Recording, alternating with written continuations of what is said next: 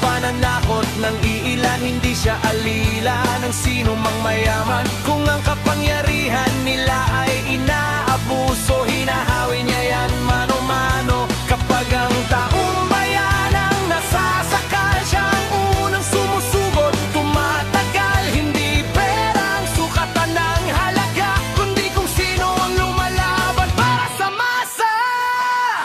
Totoo kasing tirador, totoo kasing tirador, kakapin ang naaapi, kalaban ng sakim na mandarambon. Totoo kasing tirador, totoo kasing tirador, hindi kayang bilhin ang puso niyang matibay.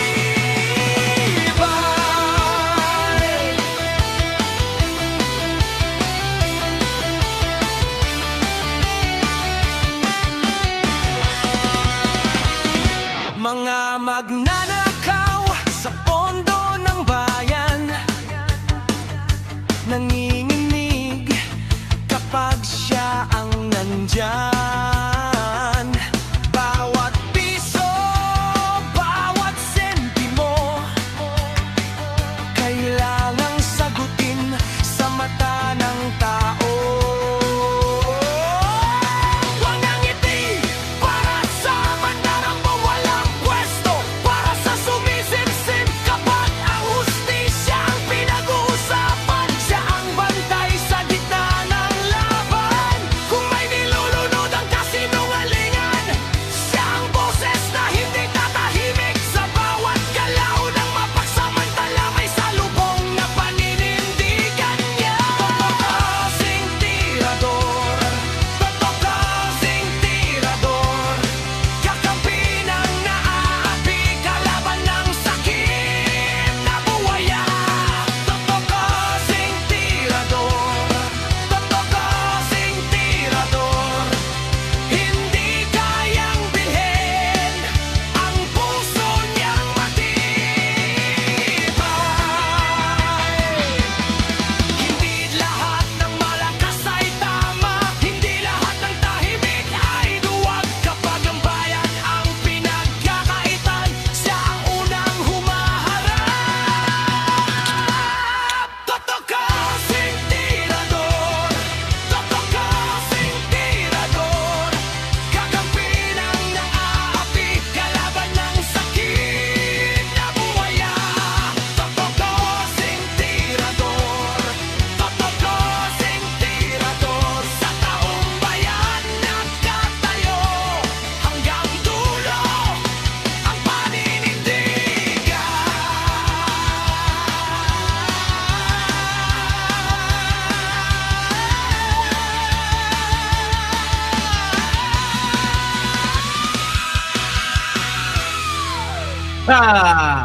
Ladies and gentlemen, Wish is here.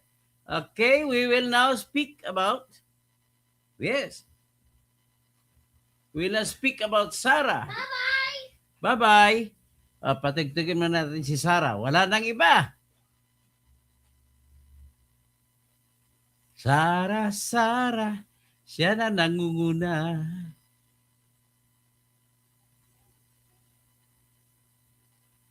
Ito. Sara, Sara, wala nang iba. Sara, Sara lang pag-asa. Sara, Sara, siya lang makapakulong.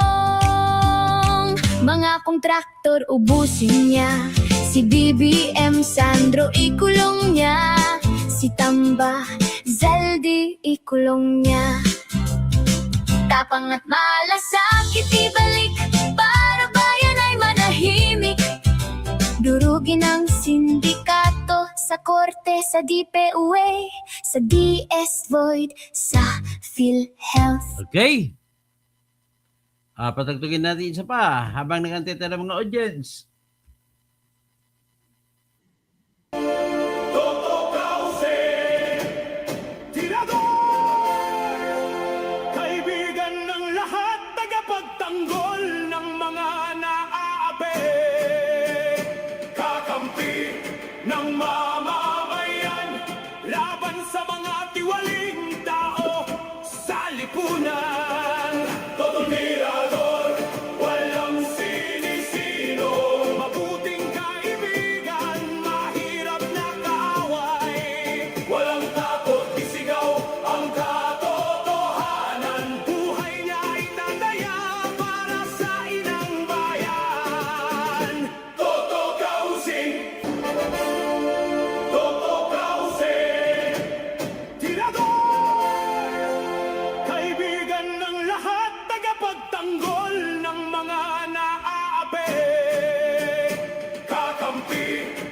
mamamayan, laban sa mga tiwaling tao sa lipunan.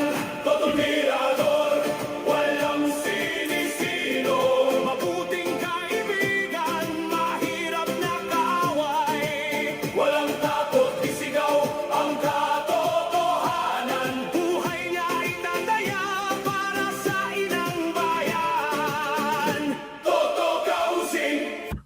Okay. So, andyan na tayo si Joey Tamayo from Maryland, USA. Magandang gabi po. So, ito po, ang pag-usapan natin po sa ngayon ay si Sara Duterte. Alam mo, ang nangyayari po, kabaliktaran sa mga hinahangad nila na mangyayari, kabaliktaran po ang nangyari. Ang inisip po kasi nila, Dance Dulo, magandang gabi, ay kung makakasuhan na nila ng impeachment at magkakaroon ng mini trial na tinatawag nila na ipalabas yung tawag nito, yung impeachment na hearing ng mga ebidensya, ay matatalo sila, Sara. Mali po yung data mo, Elisar di Makulangan. Hindi po yan totoo. Pulse Asia po ito at saka sa SWS ay mataas po yung kay Sara. 51%, 41 lang si Lenny. So, ganun kasimple. So, ipakita ko na sa inyo po yung ebidensya. Ito po.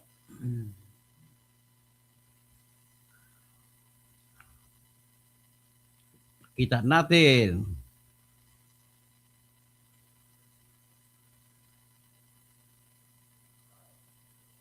Ayan. Sa 2028 presidential election ito, 41-51. Si Mayor, kung tatakbo siya, 41%. Sa NCR, si Sara ay 48%. Si Lenny ay 46%.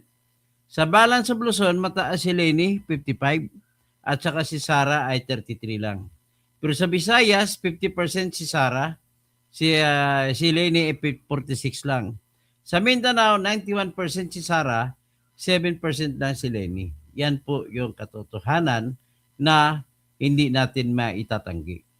At habang lumalabas, habang minamaliit nila si Sara, ay lalo itong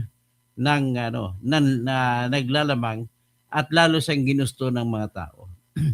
Hindi kalayuan, noong mga ilang buwan lang nakalipas, ay ito yung survey, malapit-lapitin, hindi nagbaibig sabihin, lalong lumaki ang lamang ni Sara. Tingnan natin yung dating survey. So, ito yung dating survey. Kailan ba ito ginawa? March. Noong March, ang lumabas dito ay si Sara, 35%. Si Rapi, 18%. Si Lenny, 15%. Si Bongo, 3.6%. Si Bam Aquino, 3.2%. Kiko Pangilinan, 1.4%. Sani Angara, 0.7%. Rizal Tiberos, 0.7%. Joy Belmonte, 0.4%. Jan Vic Remulla, 0.3%. Vince Dizon, 0.1%. Yan po yung nung March. Nakarang March lang. So ngayon, kung ikumpara mo sa ngayon, mas lalong lumaki ang lamang sa ngayon. Ito naman, ang problema kasi dito, ay ang kay Sara, habang ang mga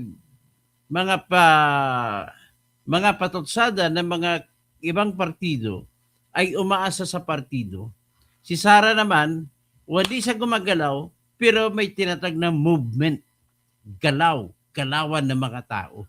Mga tao mismo ang gumagalaw para sa kanya. Tingnan mo naman ito, mga Muslim Christians na mga vendors sa Baclaran. Birthday kasi bukas ni Sara Duterte. Nag-celebrate sila ng birthday ni Sara Duterte. Ngayon, bumili pa sila ng cake. Tingnan mo kung anong ginagawa nila. Nag-speech pa sila. Pakinggan natin ang ginagawa nila. So, ito po. Ito po yung mga Muslim Christians na vendor sa Baclaran.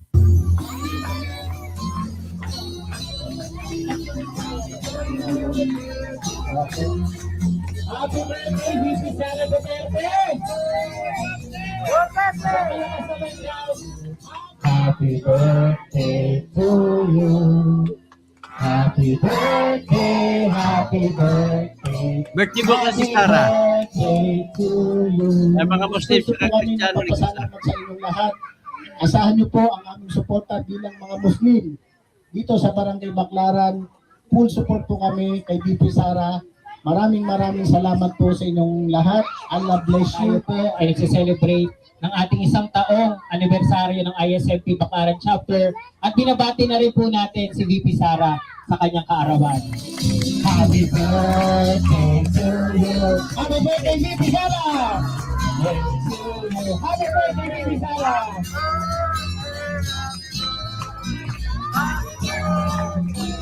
Okay. Yan.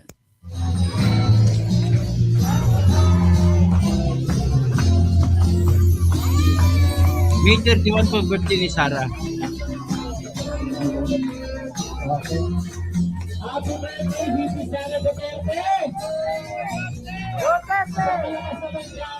Happy birthday, VP Sara Duterte! Nakapatag ka lang, ma'am. Alam namin, pinagdadasal ka ng ating mga kapatid dito sa Barangay Baclaran na malalagpasan din natin lahat ang mga problemang ito. At sa 2028, ikaw na ang dinideklara namin presidente ng Pilipinas. Maraming salamat po sa inyong lahat. Happy birthday to you. Happy birthday to you. Happy birthday, happy birthday.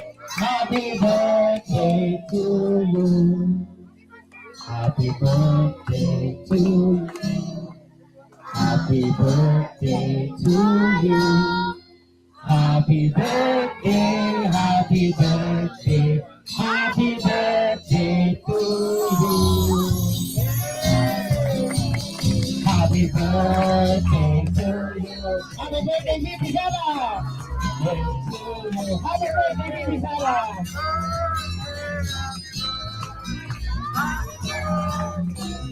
Okay.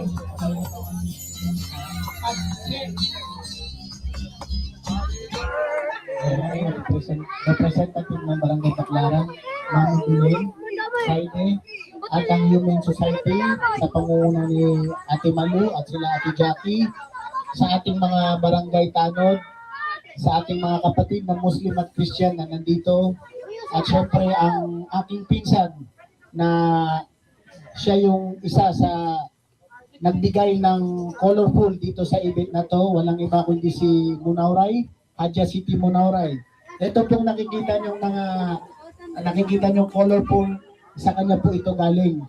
Ginagamit po ito kapag may mga mahalagang bagay o event na ginagawa natin dito sa lungsod ng Pasay at Parañaque. Unang-una ho sa lahat, kami po ay nagpapasalamat sa inyo sa lahat ng mga bisita natin na nandito ngayon dahil binigyan po tayo ng pagkakataon para dito sa event na to, programa ng PD program para sa Barangay Baclaran. Taos-puso po kami nagpapasalamat sa inyong lahat. Asahan niyo po ang aming suporta bilang mga Muslim. Dito sa Makatang tambay, meron ka pala full support po kami kay VP Sara. Maraming salamat po sa inyong lahat. Allah bless you.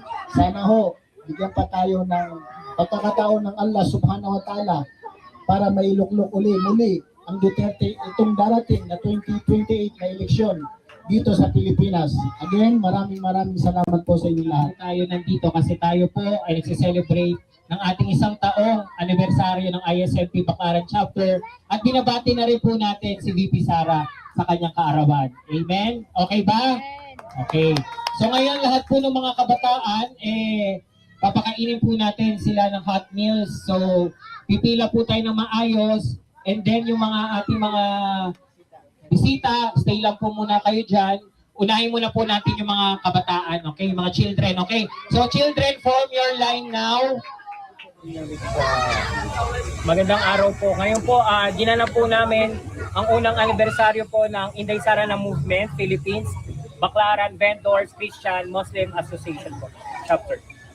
Kayon po, dahil po tuwing taon-taon po simula pong naging Vice Presidente si VP Sara, kami po ay nag-commit na po na magkakaroon po kami lagi ng mga charity events like po ngayon po kami po ay nagpa-food feeding sa ating mga kabataan dito sa Barangay Baclaran.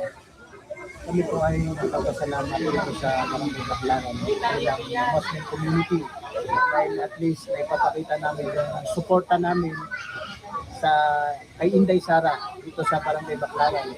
So again, maraming salamat po muli sa pagtanggap o pag-ibita sa amin dito sa feeding program na ito. At happy birthday kay VP Sara Duterte. President. Magandang hapon po sa inyo lahat. Unang-una po binabati po namin ang aming Madam Sara Duterte. Happy birthday po, Madam. Asahan niyo po na kami mga vendors dito sa Baclaran Chapter ay mananatili po sa puso't diwa namin ang pagiging Sara Duterte po. Kami po ay nagkakaisa upang magkaroon ng kaayusan at magandang hanap buhay dito sa Baclaran. Sana po tayo lahat ay sama-sama at ipanalangin po natin na maging makatotohanan po ang magiging presidente po natin sa 2028. Mabuhay Yes. po kayo, Madam Sara Duterte. Yes. Okay. Allahu Akbar. Ng ating mga viewers. So, paano po nag-umpisa itong grupo ninyo na ito? Dito po sa Muslim community ng Barangay Baclaran. Actually, matagal na po ito. So, bilang chairman ng Muslim Affairs dito sa Barangay Baclaran, kami ay nakikiisa na naniniwala kami sa paninindigan ni VP Sara sa sitwasyon natin ngayon dito sa Pilipinas. So, kami po ay handang tumulong, sumuporta sa kanila bilang Muslim community ng Barangay Baclaran. So, gaano naman karami yung membro ninyo, sir? Dito po sa Barangay Baclaran, sa mapping po namin, lahat to ng Muslim dito is nasa amin yung mapping. So almost 10,000 po ang Muslim community dito, Muslim dito sa area namin. Yun ang member. Pangalan, sir, Pangalan po at si Dato Manang Maki, chairman ng Muslim Affairs ng Barangay Baclaran. Bendik Lamador. Kaya nga hindi ka na yung mga dedication dapat naintindihan mo kung bakit. Ready kami. Hindi kami sinama sa inyo. Unang-una, ina-appeal nyo kami ng mga taga Mindanao. Maraming salamat po. Sana po isama-sama po natin. Magkaroon po tayo ng kaliwanagan sa lahat. Sama-samang ipaglaban ng Sara Duterte 2028. Ayan. Baclaran lang yan Baclaran. Pinag-usapan Tayo na. naman, di ba, sabi nga ni VP Sara, handa naman siya sa bloodbath. So, ready na ang defense team ni VP Sara. Pero ang tanong ko lang bilang supporter, may numero ba sila? Yun lang naman din ang endgame neto. Dahil alam naman natin, ang impeachment ay hindi naman yan talaga literal na court procedure, kundi isang political procedure din. Kung ilan ang boto mo, yun naman tagang bibilangin kung matutuloy o hindi. Papaalala ko po, ang kailangan lang po ni VP Sara, 9 na boto. Meron po tayo magigiting na 13 na patuloy na kinakasuhan. Hindi natin malaman bakit laging kinakasuhan. Ang panakot po ng minority, iiwanan daw po nila ulit sa Lunes kung meron na naman daw balakin. Ang tanong naman po natin bilang taong bayan, bakit kailangan isalang-alang ang kapakanan ng mga Pilipino para lang sa politika? Hindi ba dapat magtrabaho na tayong lahat? At unahin nyo na ang masang Pilipino, ang mga naghihirap. Puro po tayo politika. Ang tanong po namin, ano bang kasagutan sa problema ng bayan? Kahit po ma-impeach nyo at makakasuhan nyo yung 13, gutom pa rin po ang mga Pilipino. Kaya ang daing namin, solusyon, hindi politika. Yun po ang mensahe namin. So, ano ibig sabihin nung mag-u-out sa uli sila, sir? Oh. Hindi na naka-area. Ito. Ibig sabihin nun, talo na sila. Tinanggap na nila yung pagkatalo. Nasa kanila yon. Kasi kung ikaw naman tagdedebate ka, ang trabaho ng senador, gumawa ng batas, at habang buhay sila hanggang nakatermino silang bilang senador, magdebate. At ang ending ng debate, solusyon. Hindi mag-walk out ka. Pag hindi mo na ibigay yung gusto mo, manggaal sa baluta ka para kang batang inagawan ng candy, buti pa nga yung bata, ay nakakaintindi ng sitwasyon. Ang tayo naman, ang pakiusap natin, doon sa mga senador natin, solusyon po sa problema. Yun po ang kailangan namin. Hindi po gulo. Sir, ano pong masasabi ninyo na itong si Senador Jinggoy Estrada ay nag-bill na po ng 90,000 at ito pong si Senador Marcolita ay meron na pong whole departure order po. Una po sa lahat, maliwanag naman po na para po sa opinion ko lang po to, hindi po to opinion ni naman, parang nasa diktadurya na tayo. Hindi nga lang nilalabas sa papel, pero parang gano'n na dahil kapag opposition ka, kundi kaso, panggigipit, o kaya naman pananakot. Ang demokrasya dapat pinakikinggan ang bawat isa. Bakit humantong tayo sa ganito na lahat na lang ba ng papabor sa bayan ay kakasuhan at hindi papabor sa gobyerno ay tatakutin? Leader ng Muslim ito nagsasalita.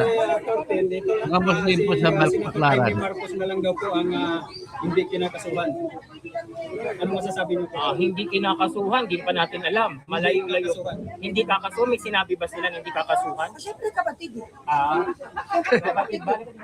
Siyempre kapatid, kaya hindi nila kakasuhan. Ano pa nga ba? Diba? Ano pa?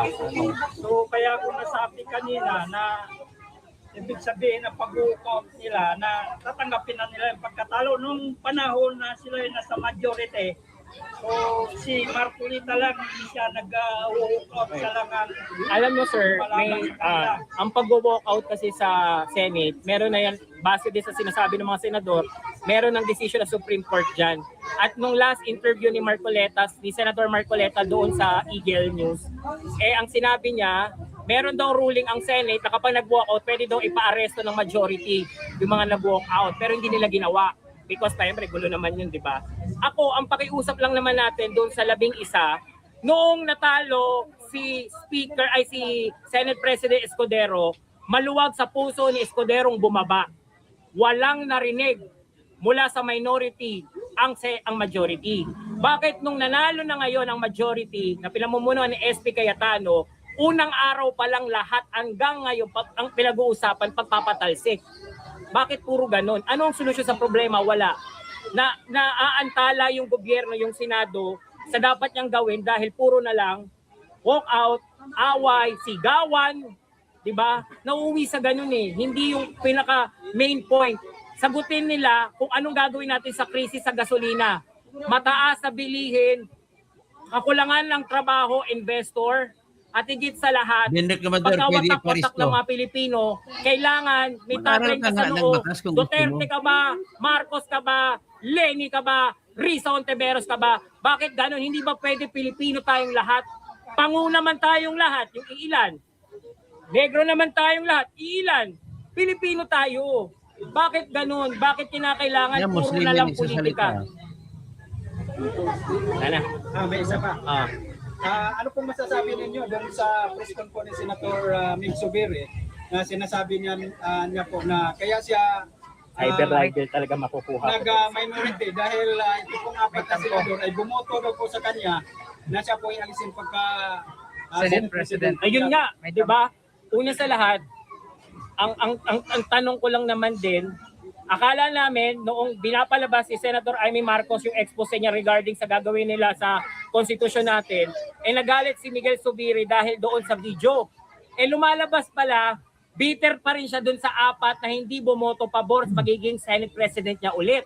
So merong tampo, meron doon sa loob na galit. Hindi dahil sa mali daw yung ginagawa ni Senator Amy, kundi nagtatampo si Miguelito.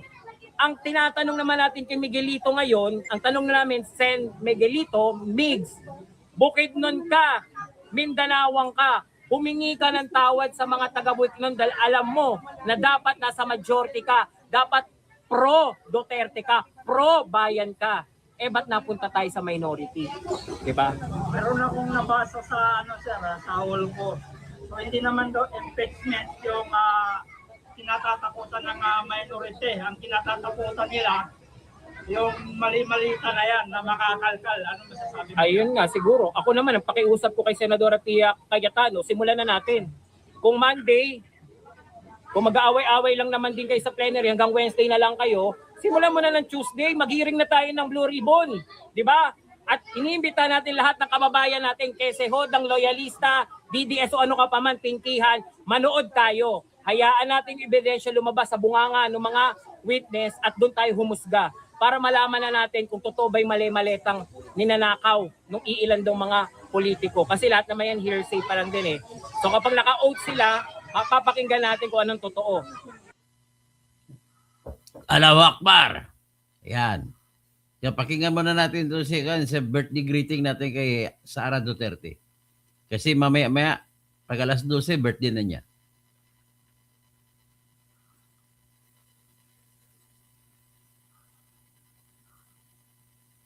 Yan, happy birthday. Para sa bayan, tapang at malasakit, iyong Sara Duterte. Para sa bayan, tapang at malasakit, iyong sandigan. Sama-sama tayong aabante sa bagong Kayo na nga, Bubu. bukas. Ikaw ang Ba't kakampihan ang mali-malita na nagnakaw? Ha? Asan ang utak nyo? Para sa bayan, tapang at malasakit, iyong sandigan. Sama-sama tayong aabante sa bagong bukas. Ikaw ang kasama, Sara Duterte. Okay, so mga pakinggan mo natin itong isang composer. Ay pakinggan natin ang kanta niya. Nakikiusap, play natin.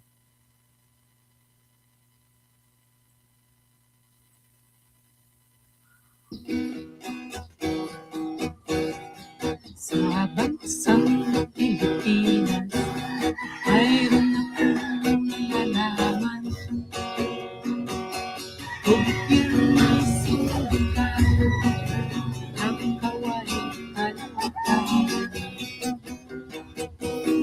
Samantalang ay nagusto ay ang kanyang kapinunan.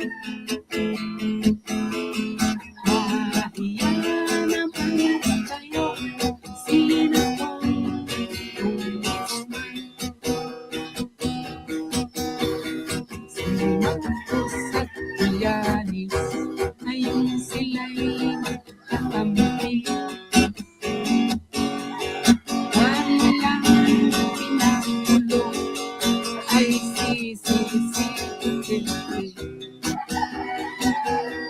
Ang sigaw ng mga tao at sila'y nagagalit sa grupo na inahin ng kanyang alipis. Ang gawang kainsoka ay labis na natutuwa. Away ang magkusaran, pagpalala ng talaga. Virus, pinita, at mga tulis na malupa. Di maawat sa pagkain, sa desisyon na kayo. Dapat niyong inawasan, pamilyang may legacy. Ating makikita, kahit hindi na siya presidente. Bakit niyo ulitin, ay bato ang inatin? Pagtapon sa ICC, ay parang nalibing na rin.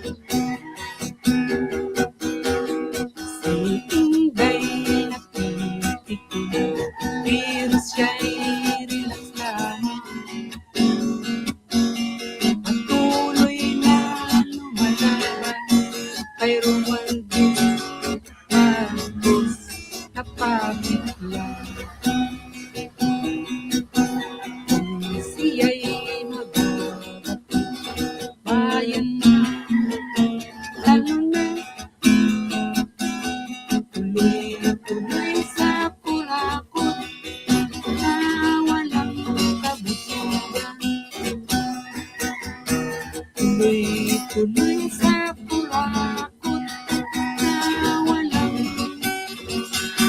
kabusugan.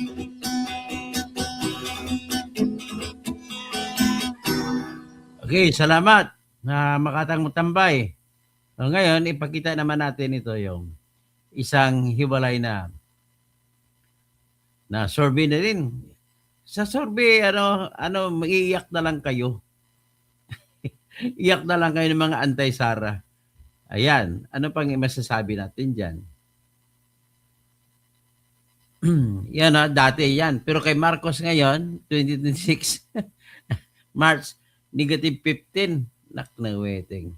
Yan po, nag-reflect po ng kanyang yan. Ano ba ito? Mga tukmol. Si Soberi. Tumabi kay Marcos at kay Tamaluslos. Ay, wala ka talaga, Soberi. Wala ka na. Kunwari ka na. Ito kung kay natin, rin sinasabi na illegal daw subcommittee.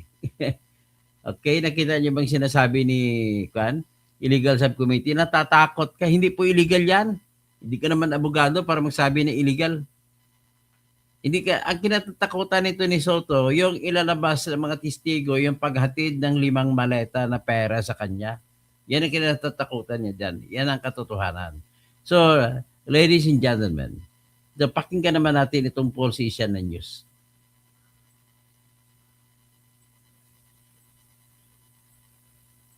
Ito po. Dito makita na kahit anong down ninyo, lalong dinadown si Sara, ay lalong umaangat. A new Pulse Asia survey shows Vice President Sara Duterte leading former VP Leni Robredo in a possible head-to-head presidential race in 2028. The survey shows 51% of respondents would vote for Duterte in a hypothetical one-on-one matchup against Robredo. Robredo received 41%, while 8% were undecided or did not give an answer. Duterte's strongest support came from Mindanao, where 91% said they would vote for her. Robredo, meanwhile, led in Balance Luzon with 55% support compared to Duterte's 33%. In Metro Manila, the two were nearly even, with Duterte at 48% and Robredo at 46%. The survey also showed Senator Erwin Tulfo leading a hypothetical vice presidential race. Tulfo received 46% support compared to Senator Robin Padilla's 38%. The poll also found that many Filipinos are already showing interest in the 2028 elections. The survey was conducted from May 3 to May 7 and was commissioned by the Stratbase Group. So, ang tanong lang sa ngayon, may epekto ba yung impeachment? Ang sagot ko po, wala. So, masasabi ko, Ben Recmador, walang epekto yung impeachment ninyo. Job Flores, contender din ang gobyerno ng Netherlands, ay sinuko sana nila ang ICC judge ng korte ng Russia. Dapat ganun nga. Bakit hindi na sinuko yung mga ICC na mga judges sa Russia? So, ganito po yan. Nakita na ng mga tao ang ebidensya na sinasabi nila laban kay Sara Duterte noong nag-hearing ang Justice Committee. Ang tanong ko, bakit mataas pa rin? Mas lalong tumaas. Mas lalong nananalo si Sara. Bakit? Ben Recmador, sagutin mo nga ako. Bakit? Nakita mo naman, movement po nakita. Umalis kayo sa inyong bahay, mag-survey kayo at makikita nyo po ang katotohanan na si Sara ang nangunguna sa lahat ng survey saan man, lalo na Metro Manila, Visayas at saka Mindanao. Kaya ito, tingnan natin yung Kalye survey sa Dolomite Beach. Tingnan natin. Mga pinapilian lang si Leni lang at si Sara. Pero napakarami ang kay Sara. Kaya mas maganda to magsama si Sara at si Leni para magkaroon ng sarali. Sa'yo, Leni. Bakit po? Bakit po si Well, she's clean. That's all. Sara Duterte or Leni Robredo para sa'yo? Sino yung karapat-dapat nating iboto ngayon? Si Sara. Sara. Bakit si Sara Duterte tingin mo, Tay? Hello guys, nandito tayo ngayon sa may Dolomite Beach. Tara, samahan niyo po ako tayo magkakali survey dito. At ito yung ating tanong, sino ang iboboto mo president sa 2028? Ayan. Ito yung pinakamainit ngayon sa dalawa. Tara, at samahan niyo ako. Ikot tayo dito. Ito si ma'am. Ma'am, pwede magtanong, sino iboboto niyong president sa 2028? Sara Duterte. Bakit si Sara Duterte, ma'am? Gusto ko eh. Gusto niya Sara Duterte. Sara Duterte. Oy, Sara Duterte. Ito sila, sir. Ma'am, pwede magtanong, survey lang, sino iboboto niyong president dito sa dalawa? Sara Duterte. Bakit Sara Duterte, sir? Bakit si Sara Duterte? Ma'am, ikaw. Anak ni Digong eh. Anak ni Digong. Ayan. Thank you, sir, ha. Sara Duterte. Ito. Sir, survey lang. Eto mainit na ka-issue kasi ngayon eh. Sino iboboto niyong president sa dalawa? Tatakbo 2028. Sara Duterte tsaka Leni Robredo. Sa tingin ko, Leni Robredo. Leni Robredo sa'yo. Ikaw, mami. Bakit sir si Leni Robredo sa'yo, sir? Tingin mo? Kasi sa tingin ko, si Sara wala kasing isang salita eh. At medyo pamali-mali pag nagbitaw ng salita eh. Kailangan natin yung pag nagsalita eh, sigurado. Kaya Leni Robredo. Yun. Thank you, sir. Leni Robredo. Yung dalawang Leni Robredo. Sir, survey lang. Sino iboboto mo sa 2028? Sa dalawa na to. Sara Duterte. Bakit Sara Duterte, sir? Tingin mo. Tingin mo, sir. Bakit Sara? Yan yung susunod siya pa kung tatay. Tatay niya. Thank you, sir. Ikaw, ma'am. Sino iboboto mo sa dalawa? Mainit na usapan to ngayon sa social media. Sara Duterte tsaka Leni Robredo. Sara. Sara Duterte. Bakit, ma'am, tingin mo, Sara? Parang okay naman yung ano. Okay, Sara. Ayan, thank you. Ito si Mami. Ma'am, pwede kang matanong. Survey lang to. Mainit na issue to ngayon, Mami. Sino iboboto nyo? Ha? Wala si Mami. Sige, thank you. Okay, eto, sir. Sir, survey lang. Sino iboboto mo sa 2028? Eto, mainit na issue tunda sa dalawa na to. Sara Duterte. Sir, bakit Sara Duterte tingin mo ang Para matuloy niya yung ano niya yun, Duterte, yung tatay niya. tatay niya? Pinagpapatuloy niya yung ano. Okay, thank you, sir. Sir, ikaw, survey lang. Sino iboboto mo sa dalawa? Mainit na issue to ngayon, 2028. Para sa'yo, Lenny. Bakit po? Bakit po si Lenny? Well, she's clean. That's all. Okay, Okay. thank you. Thank you. Okay, ate, iba-iba yung komento ng ating mga kababayan. Sir, survey lang, sino iboboto nyo sa dalawa? 2028, wala. Ikaw, sir, mainit na issue ngayon sa dalawa. Leni Robredo tsaka Sara Duterte. Sara Duterte. Sara Duterte, sir. Bakit Sara Duterte, sir? Tingin mo?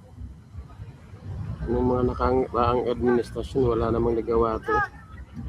Wala Kaya- namang nagawa. Ito, ang dami na nagawa nito ni Sara. Kaya vote ka kay Sara. Kay Sara. Isa Same. pa, pagka ito ang tumayong presidente natin sa susunod na administrasyon, baka mas lumala pa yung mga bangag. Dumami pa lalo. Mahirap na. Ayan. Thank you, sir. Sige, sir. Okay. Okay, iba-ibang comment. Ikaw, ma'am. Ma'am, okay ka lang matanong, sino iboboto mo 2028 sa dalawa? Siyempre, Sara. Sara. Bakit si Sara? Kasi maraming nagawa yung pangalan na lang ng papa niya. Papa niya. Okay, thank you. Ikaw, sir. Sir, survey lang. Sino iboboto mo sa dalawa? Mainit-init tong usapan na to sa dalawa na to eh. 2028, Sara Duterte o Leni Robredo? Para sa iyo. Di lang naman yan. Pares lang. Pares lang. Ikaw, ma'am. Tingin mo sa dalawa. Kay sir, parehas lang eh. Sa inyo, tingin nyo karapat dapat nating iboto ngayong 2028? Dahil napakarami ng mga issue na nangyayari sa ating bansa, no? Ganun din. Parehas lang rin. Parehas. Okay, thank you. Parehas. Wala pa. Ikaw, sir. Sir, butante ka na? Sir, sino yung boboto mo sa dalawa? Tingin mo. Siyempre si Sara po. Sara Duterte. Bakit po si Sara? Good morning po. Tingin nyo, sino yung karapat dapat nating iboto sa 2028? Sara Duterte or Leni Robredo? Para sa akin si Sara, maganda rin. Sara Duterte. Bakit si Sara Duterte, ma'am? Kasi ano na rin eh. Parang okay na rin siya. Okay na rin siya. Kahit naman sino sa kanila. Kahit sino. Mm-mm. Ikaw, mami, tingin mo? Parehas lang po kami. Parehas lang. Okay, thank you. Sinong maganda, okay. Thank you, ma'am. Ito, sir. Ikaw, sir. Good morning. Sino iboboto mo sa dalawa? May issue to. Sara Duterte or Leni Robredo? Para sa'yo. Sino yung karapat dapat nating iboto ngayon? Si Sara. Sara. Bakit si Sara Duterte tingin mo? Ay. Yan, may background sila na pagdating paglalakad sa gobyerno. Wala kinakaranasan. Saka tiwala tao eh. Yung trust, yung pagtitiwala. Yun ang kailangan lang naman. Sila na, trust bubar natin. Di ba? Si mga Duterte marami nagawa yan eh. Kaysa kay Makoy yun. Marami yan Duterte. Ano tingin mo, sir, pagkukumpara mo yung Duterte at Marcos nangyari? Mas ano ka sa Duterte ka na? Kung sa Duterte kasi, Duterte si Duterte wala adik. Di Carpio. Pero sila may adik. Kaupulo mo lang. Di ba? Kung hindi kaya tayo. Di ba? Di ba? Maraming pinita. Ikaw, mami, sino yung boboto mo? 2028. Duterte. Bakit po Sara Duterte tingin mo? Sino natin, no? Oo. Nakalakad nga kami ng Alas 4, Alas 3, Kali. Kaya ka makikita Wala makikita adik. Pero ngayon, medyo... Ano kung may mga bilis na kamali, di ba? Ano kung naman, ay nahabig lang. Patay yung kanyang kung You are right. Oo. You are right. Tingin nyo tayo yung ginawa kay former President Abdi na sa ano? Kung saan masabi mo doon? Hindi pwede ganun lang. Kasi may ruling naman yan eh. Bago na dito. At least. Ito maganda bukas. Opo. Yan, no? Dako na rin eh. Kasi bakit sa Davao, Opo. wala sila napapunta. siguro wala lang yung Hindi sa kasi di pa nilalabas. Yung magiging mahirap lagi ba yan? Unang tagal siya doon sa kay ano kay Vice President Robredo Salve. Ayan, sige, sige. Next time, no? Wala natatalo si Sky dito. Sabi nila mo, ano to? Nasabi na natin, alis kami, ano? Dito talaga. Ito. Ito naman. Chef, pwede ka matanong? Hindi pa sa chef. Ito si Mami. Ma'am, so bilang, pwede ka matanong dito sa dalawa. May usapan nito. Sino yung may bubuhat dito sa dalawa? Pa si Mami. Okay, Tito Banda, ito sila, chef. Mga nagpapasok. Tingin mo. Ayun lang. Ikaw, Mami, tingin mo. Sino sa dalawa? Hindi ka boto. Ikaw, Mami, tingin mo, sino sa dalawa? Akin, Sa'yo. kababayan ko. Sino? Bakit po si Leni Robredo tingin mo? Wala lang. Kababayan. Kababayan. Ayan, this Sara Duterte. Ikaw, Mami. Bakit tingin mo po si Sara Duterte ang... alam kung may kapatid ng mga Pilipino. Ayan. Ikaw, Mami, bakit sino yung karapat natin iboto dito sa dalawa? Tapos may issue to. Sa dalawa na to. Leni Robredo, Sara Duterte. Kaya, puso. Sa tingin, bakit Sara Duterte ang karapat sa Pilipinas? Mas may magagawa yung dito. Ayun. Natatrabaho ko lang to eh. Ito yung pagkakaiba ng dalawa. Ito ang sitwasyon dito sa Medellin. Like and comment and share kung masabi nyo. Ikaw, kabayan, sino ang iyong iboboto dito sa 2028 President? Leni Robredo or Sara Duterte? I-comment po na below, guys. Thank you sa inyo lahat dyan. And God bless. Like and comment and share. So, klaro sa Dolomite Beach, si Sara ang panalo. So, that only goes to show, ladies and gentlemen, na sigurado ka na lalong dinidiin nila si Sara, lalong mapaimbuyog si Sara pagdating sa tinatawag na kung paano ba talaga. Tingnan natin isa. Okay. Ngayon, gito pag-usapan natin ang kanilang ginagawang impeachment. Kung talaga bang meron bang yan? Meron bang epekto yan? Dito nakita natin na walang epekto. So kung walang epekto po, dapat ay tigilan nila yan at mas maganda pa na gumawa sila ng trabaho nila paano mapaganda ang ekonomiya sa ngayon, ang sama-sama ng ekonomiya sa ngayon. So nakita natin, Sherwin talaga, Argo. Wala tayong magagawa. Yan ang sabi ng tao. Ngayon, paano mangyayari yung sinasabi ninyo na mag-epekto yung tinatawag na impeachment? Ano ba ang kaso ninyo laban kay Sara sa impeachment? Number 1, confidential fund. Ang akusasyon ninyo, binubulsa ni Sara Duterte ang confidential fund. Ngayon, sa kabila ng lahat, hindi nyo maipapaliwanag kung bakit hanggang ngayon, wala po silang klarong ebidensya kung napunta nga kay Sara na bulsa ang confidential fund. Ang pinag-usapan natin confidential fund po dito yung 125 million at tapos yung 600, yung 500 million na galing sa kasunod na taon na hindi naman inubos, ginawa na lang 375, ang 125 million ay hindi na ginasta. So lumalabas po ay wala silang ebidensya kung binulsa nga ni Sara. Sa kabila naman, si Sara naman ay nagsumiti siya ng mga resibo sa Commission on Audit kung paano niya nagasto. Kaya nga lang, ang 73 million nung sa 125 million ay hindi ginalang ng kuwa ang resibo sa mga ibang gastusin. Pero sa mga resibo na mga merigis piatos at sa mga fake na resibo ay ginalang ng kuwa. Ang hindi lang ginalang yung iba. Kasi kung daw hindi na ginagasta para sa confidential fund. Kagaya ng mga event. Ngayon kung event, pamamaraan din yung event na gagastusan nila para makakuha sila ng informasyon. Kaya hindi mo masasabi na bawal yun. Anyway, kung talaga bang dapat tanggapin ang resibo ni Sara sa Commission on Audit o hindi, ay usapin na nakabitin pa ngayon at wala pang conclusion. Nasa apila pa yan. Yung 73 million ay umapila si Sara papunta sa Supreme Court. Tapos yung 375 million naman ay mag-aapila pa siya sa NBank ng COA. Galing sa regional director ng COA ang nagbasura. Kaya may karapatan pa rin siya na 6 na buwan na magsampa ng motion for reconsideration si Sara doon sa Commission on Audit, NBank. Ibig sabihin NBank, pangkalahatan na commission ay nandun ang papuntahan ng kanyang apila. Next, ano pang ibig sabihin po, si Madriaga ginawa lang testigo na kung paano na nagamit ang 125 million. So nagkwento si Madriaga na pinatawag daw sa ni Lieutenant Colonel Dennis Nolasco at pinakilala sa kanya raw si Lieutenant Colonel Raymond Dante La Chica at pinahatid daw sa kanya yung 125 million, 4 na duffel bag. At hinatid daw niya yung 4 na duffel bag sa iba-ibang tao. Number 1 kay Mayor daw ng Laguna na hanggang ngayon hindi pinapangalanan ni Madriaga kung sino yung Mayor ng Laguna.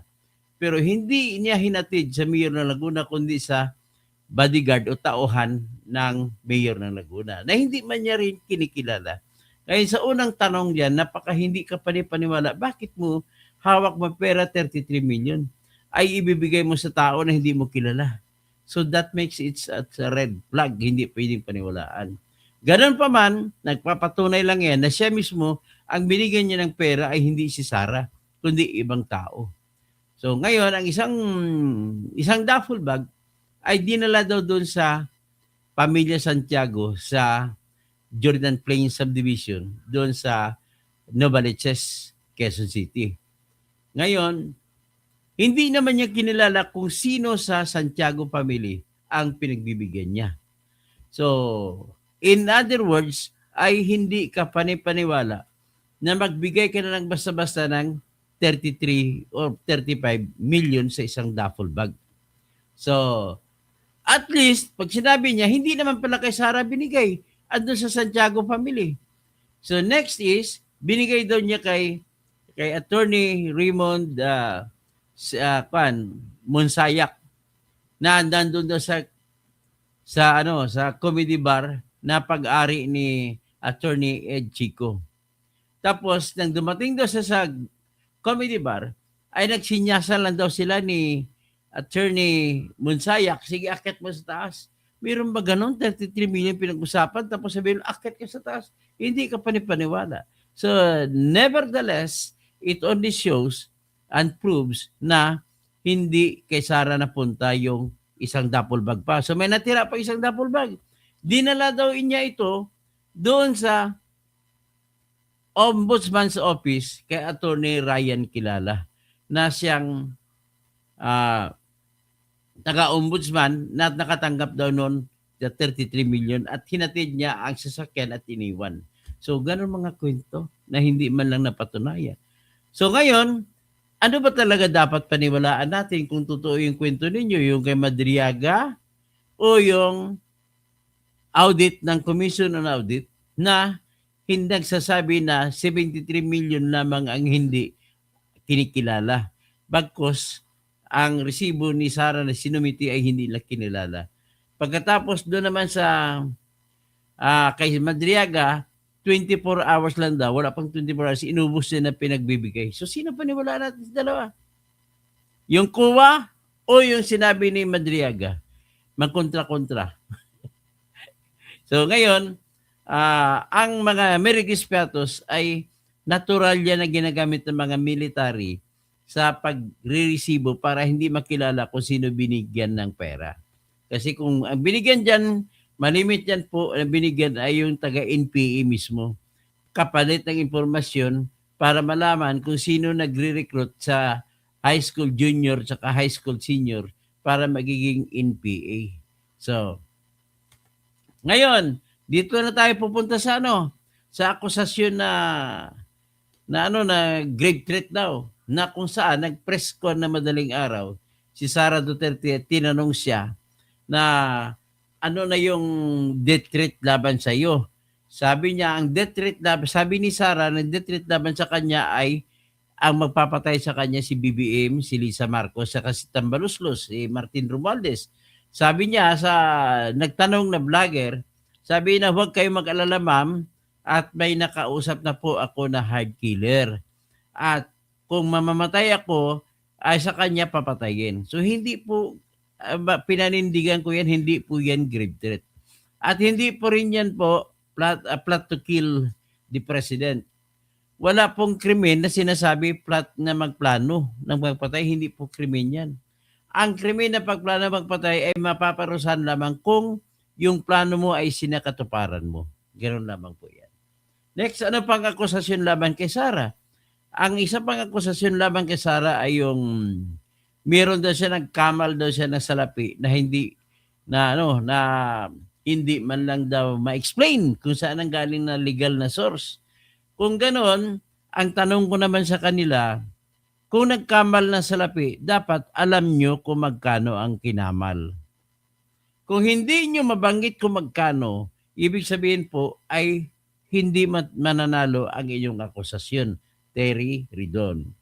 Next is, sabi ninyo ay merong mga salapi o kang propiedad na hindi nilagay ni Sara sa kanyang salin. Ngayon, ang problema, hanggang ngayon, wala kayong nabanggit kung magkano ang halaga na hindi sinama sa salin. Kung wala kang may babanggit kung magkano, ay hindi mo pwedeng sabihin na may kasalanan si Sara. Gets nyo? Okay, ano pa pang ibang akusasyon sa kanya? Yun lang namang atay mga akusasyon eh. So, tumba na yun. Wala na yung matutumba na sila lahat. So, in other words, hindi talaga nila maano yan. Kahit tapos itong mga umaakusa sila ni Luistro, sila ni Ridon, lahat sila, nag-aral daw sila, nag-practice trial. Ay, mga bubo pala naman kayo. Hindi po kayo pwede maging prosecutor kung practice pa kayo kung anong gagawin niyo, paano magpresenta ng ebidensya, hindi niyo alam anong klase. Kasi po kayo mga abogado na di la mesa. Hindi po kayo abogado na nanggaling sa kwan, na laging araw-araw sa korte pumupunta. Kayo yung mga abogado na di la mesa lang kayo, hindi niyo nga alam siguro kung paano gumawa ng judicial affidavit. Yan ang po ang aking masasabi. Kaya, the more they hurt Sara, the more Sara is going up. Ganun lang po masabi ko. So, malabo yung 41% ni Lobredo, fake news yan.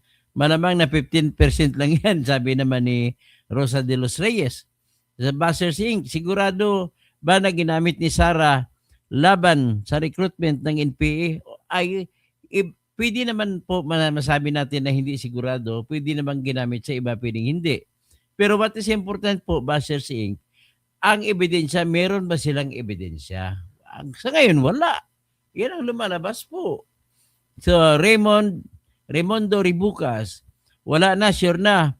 Mabuksan ang bank. Wala yan. Kahit buksan pa bank account, hindi pa rin mangyari. Yung ano pala, no? Yung 6.7 billion na transactions na umabot na 6.7 billion, yun po ay pinaghalo-halo. Alam mo, mag-withdraw ako ng 1 million. Deposito muna ako ng 1 million sa bangko ko. Ay, mag-record ngayon sa AMLAC, 1 million, Toto Tirador. Tapos, winidraw ko naman ang 1 million.